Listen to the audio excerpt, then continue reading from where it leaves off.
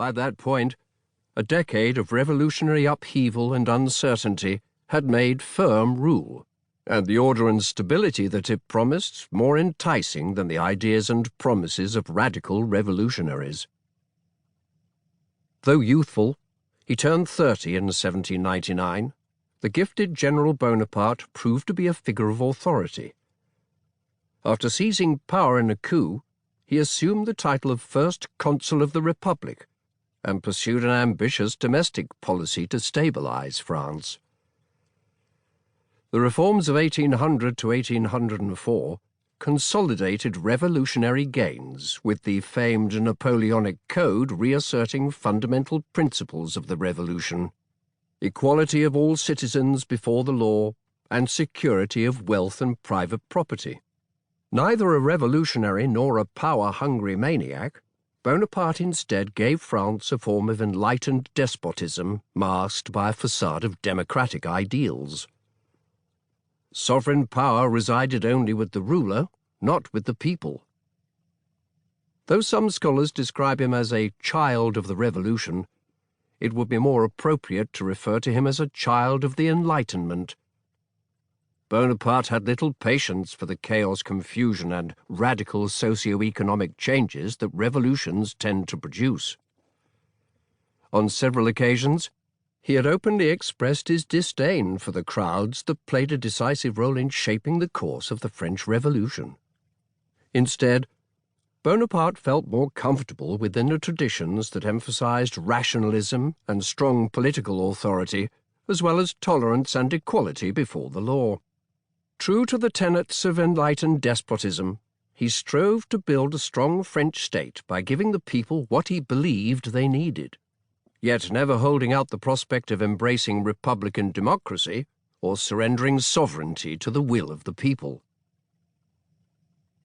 Bonaparte, who was proclaimed Emperor Napoleon of the French in 1804, is widely recognized as one of the greatest military commanders in history.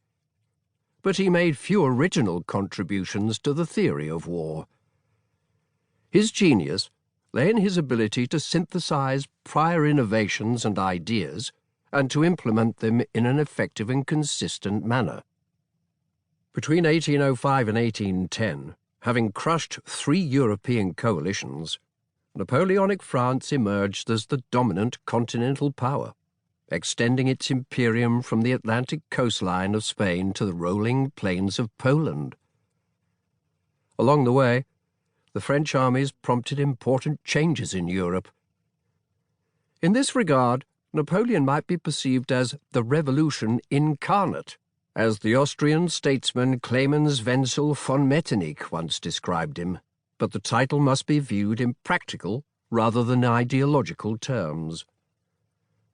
After coming to power, Napoleon lost the radical ideological zeal that had characterized his earlier years.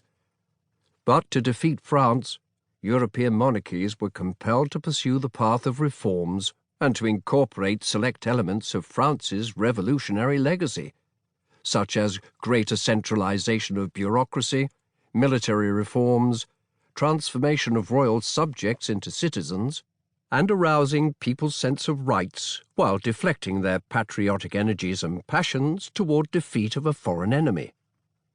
In short, they needed to employ French ideas against France.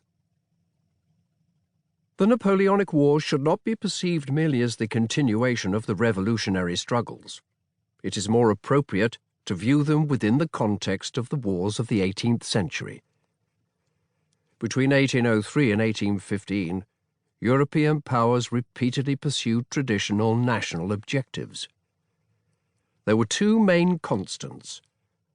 One was France's determination to create a new international order that would in turn produce hegemonic power. From this point of view, Napoleon's policies and Europe's response to them echo Louis XIV's reign and the efforts of the Grand Alliance to contain expansionist France and to preserve the fragile balance of power in Europe. The French Revolution added an important ideological element to the Napoleonic Wars, but did not erase geopolitical issues that stemmed from earlier rivalries. The other constant